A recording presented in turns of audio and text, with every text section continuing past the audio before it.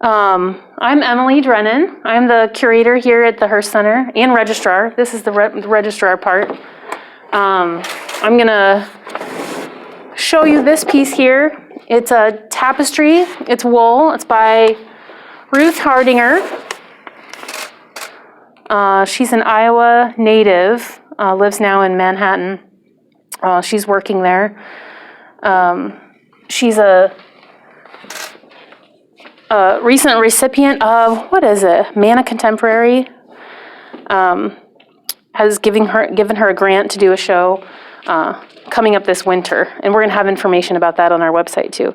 But this piece is going to be shown pretty soon. We have a small show going up during the First 50 exhibition. So I'm going to show this piece. It was made when she was down in Mexico. She worked with a family, Herman Vasquez, who was a master weaver. And she came up with this drawing while she was working down there. And it talks about the history of the culture of Oaxaca. You can go from ancient to getting closer to the present. And then this image here this was created right after 9/11. And she was thinking about what was going on in the world and showing the history of that. And these are tile patterns and some symbolism from culture. Do we know how long it took her to make? I don't know. I know that she lived with the family. She was there as part of a Fulbright scholarship, a Fulbright trip. She lived with the family. She stayed with them for quite a while. I guess I'm not sure how long. Okay, Emily, who is this person? What is it? This is Man with Upraised Arms by Ralph Haskell. This came to us from his wife, Mary Haskell Hansen. She gave us many of his pieces over the years, and we're super grateful. We have always really, really loved this piece.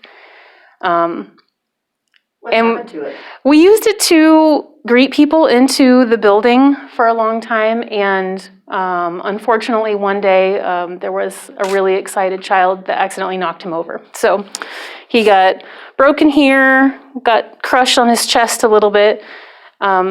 So we're hoping that we'll be able to raise some funds to do some conservation work on him. We miss him at the front of the building. It just struck the right note for us. Well, tell me about the mystery of what it's made of. Oh, sure.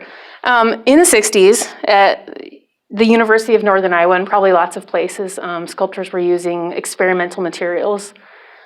So from what I understand, he was mixing metals and plastics together, heating them up, and creating new materials from those mixtures to make these kinds of surfaces. We don't know for sure what it's made of. We know that there's some paint. We know that there's some resins and things like that, but we're not totally sure, and we can't recreate it. So it's going to have to go and take a little trip to a conservation place. And it doesn't weigh very much, does it? It doesn't weigh very much. Yeah, it's hollow. It looks like it's solid bronze or something, but it's not. It's very lightweight, except for his little base there. Tell me about this piece. I love this piece.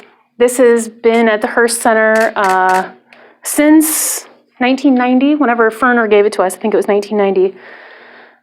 This is a depiction of Atalaya Hill. It's the place where Marjorie lived when she was in New Mexico, in the Mexico area. She painted this, I think it's 42. But when we discovered, we were having it reframed, and we discovered that it was in what the conservators called an acid sandwich.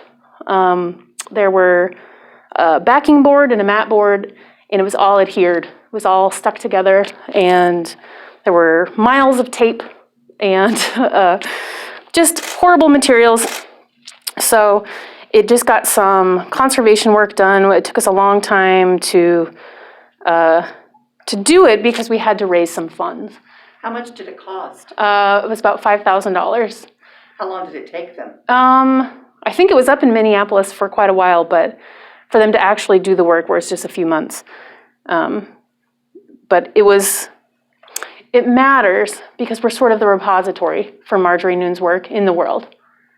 She's a Cedar Falls person, she's a Cedar Falls artist, and though her work was shown nationally, she showed a lot in New Mexico, she also showed her work in New York, it really matters the most to the citizens of Cedar Falls. She's our person. So she used to show her work in Cedar Falls in her lifetime. The Hearsts collected her work. When her brother owned a pharmacy up on the hill with Robert Berg, you can still see on the corner it says Berg Nuhn. It was a pharmacy on that corner, and she would show her work there on the second floor. There was a gallery. Fantastic. Blah, blah, blah.